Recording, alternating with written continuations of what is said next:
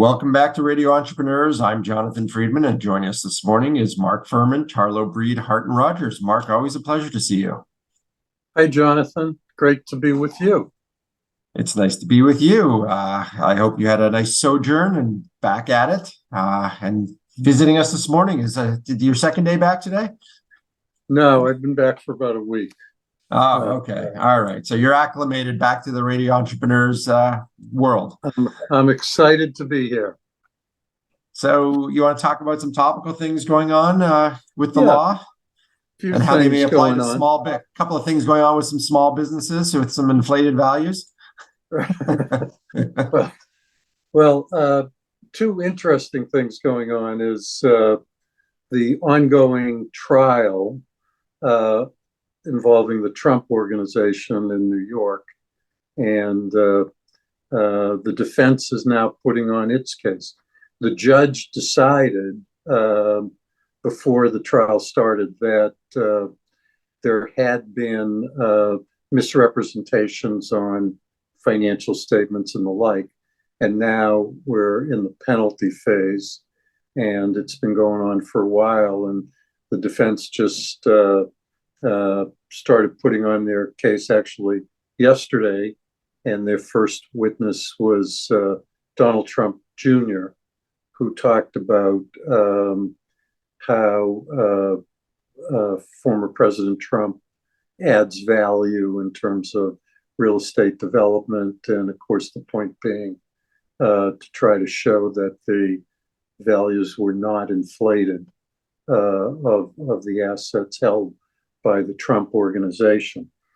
And this is going to go on for a while. So this is that not an interesting tack to take, since if I'm not mistaken, when he gave his testimony for when he was a witness for the prosecutor, he said, I know nothing. We hired accountants to do those types of things, and I know nothing. So isn't this now disclosing that he happens to have some insight into things? Yeah, well, I think he had nothing to do with the financial statements, he said, but he was used to talk about Trump's artistic gift for enhancing value of real estate. Ah, okay. And he did speak to some examples, and Mar-a-Lago, the post office in Washington, and other developments he's done. And he did suggest that the one area in Mar-a-Lago alone would cost more to build than the entire valuation of Mar-a-Lago, according to the tax assessment. So, he's testifying more from the, I would say, 10,000 foot level about real estate development and how real estate developers enhance value and create value. And I think at one point, according to the reports, he talked about his father as having this sort of artistic vision for how to enhance value. Value of properties is, it's not like adding 2 and 2 equals 4. No exact science. No exact science. Not exact science. And I have to say that I've had many cases over the years where people who do valuations have very different opinions about what the value of companies are, real estate is, and if you think of tax abatement kind of cases, there's always a difference between valuations and those. So this is a common area, but the New York Attorney General has alleged this sort of long-term inflation of value to get better terms on loans and other things. And the most glaring example that I've read about was, the size of his penthouse in New York, which was, roughly 10,000 square feet. But in some situations, it was referred to as 30,000 square feet. So that's a little bit more than a rounding error. And 10,000 square feet is massive, by the way, for mere mortals. So we'll see what happens. This is going to go on, I think, for weeks. They say they're going to put on bankers to testify that the banks didn't really rely on the financial statements. And as I understand it, the financial statements is disclosed, something I encourage my clients to put on financial statements in case there's something that's wrong. That basically says these are estimates only, and you should do your own appraisal if you want to rely on it. It would seem to me that and that's one of the questions I had for you is wouldn't it make sense, and I guess it may be speculation and hearsay, but to ask bankers, would somebody hypothetically receive better terms based on a valuation that was inflated? Would it impact interest rates? Would it impact whether or not you would qualify for a loan, et cetera? Because I think that's the core of what the prosecution is saying anyways, isn't it, that they received special treatment due to fraud? Isn't that really what they're saying, that these fraudulent activities led to receiving treatment that they might not have otherwise received? So it would seem to me that one of the interesting things to ask the bankers is, and I don't know how a hypothetical works out, but if two people presented or two organizations presented with X and X times 3 in the case of the piece of real estate, the penthouse, 10,000 versus 30,000, just doing quick math, somebody might say, well, it may have 3 times the value,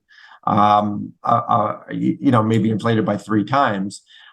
Is that something that would potentially qualify versus not qualify for a loan? So isn't it the obtaining of fraudulent loans essentially, or loans through a fraudulent story? Yes, I mean, I think it's submitting allegedly false financial statements, irrespective of whether or not banks gave favorable terms. But in giving terms, I mean, you're looking at how much the bank wants the loan, what the loan to value ratio is, and what collateral is the bank going to insist upon as a condition for the loan. To what extent are the loans going to be cross-collateralized by other properties? To what extent is the bank going to insist on personal guarantees? To what extent is the bank going to insist upon security interests in other assets of the borrower? So yes, there's the interest rate terms, and obviously any borrower wants to get the lowest possible interest rate that's available to them. But it's also these other terms, because, if you don't have to give a personal guarantee, Right, that's a pretty good substantial situation. term in today's day and age, since many business loans include some sort of personal guarantees. And how often is the rate going to adjust? And if it's something some X% over prime, what prime? Because there can be differences in what, prime rates are. So there's all sorts of factors that go into it, but in a fraud analysis, generally the misrepresentation has to be material, and it's got to be something relied on, reasonably relied on. So interesting. This is where those disclaimers come into effect. Right. And their argument that, or part of their argument anyways, was that nobody was harmed. The banks got their money back. What's the big deal? That seemed to be part of it. But irrespective of whether you caused harm or not, obtaining things in a fraudulent way is still fraud, is it not? At the end of the day. That's what they're saying. I mean, fraud in general is a misrepresentations that are material, that you knew weren't accurate, that you intend that people rely on, and they do reasonably rely on, and to their damage. I mean, that's kind of common law fraud. This is, is part of the corporate corporate laws in New York, so it could be a little bit different. But for business owners, fraud in the traditional sense is those are the elements, and then there are laws that change it a little bit because it's different. Say under the unfair and deceptive practice law in Massachusetts, that prohibits unfair or deceptive conduct.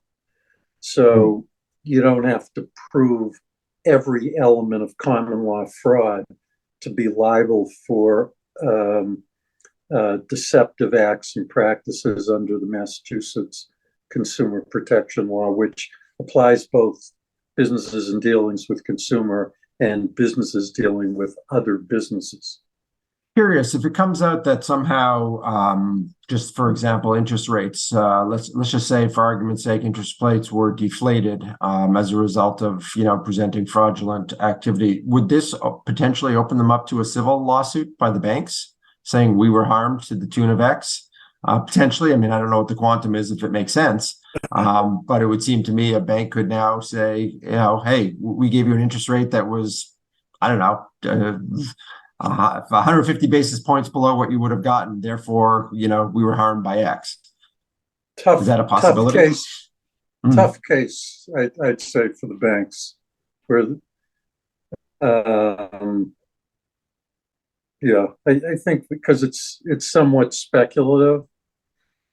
How would they prove it? There'd have to be some, loan committee minutes that talked about the relationship with the loan to value and the interest rate that they were being offered.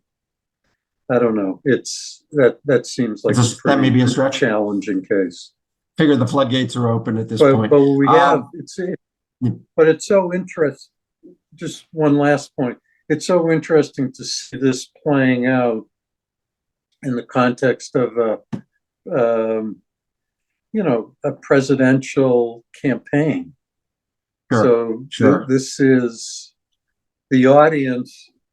The audience is certainly broader than the judge who's going to decide the case. It's everybody in the country. It's almost like a live play playing out in public, right? It's like a live play and a live judgment, right? People come out of the courtroom and they make public statements. The New York Attorney General makes public statements. Former President Trump does. His son does. It's just different than the typical trial because of the backdrop of it all. The typical circus atmosphere that seems to surround the events, or at least the parties. And so the That's cameras right. will follow. Mark, because we're all about entrepreneurship and the law, and you talk about that, what are some of the, in summary, brief learnings for business owners here when they're going out to obtain loans? Make sure that you've reviewed your financial statements. Make sure that you understand what's in them, because you are attesting to that when you're signing a tax return, correct? That you actually have reviewed and understand them. Yeah, something called signed under the pains and penalties of perjury. And so Right. if it's a financial statement, I usually suggest some disclaimer language. But the judge in the Trump New York case didn't think that disclaimer language got the defendant too far, because it's still in black and white. The values are in black and white, and there is that signature under the pains and penalties of perjury. So it's a certification. So be careful. Good stuff. It's unfortunately all the time we have for this morning. Mark Furman of Tarlow, Breed, Hart Rodgers. Always a pleasure. If people want to reach out to you, best way to reach you, Mark? Would be by email, mfurman, FURMAN, at TBHR-LAW.com. Excellent, Mark. Thank you very much for your wisdom as always. And we'll be right back with another episode of Radio Entrepreneurs. Nice to see you, Mark. Thank you.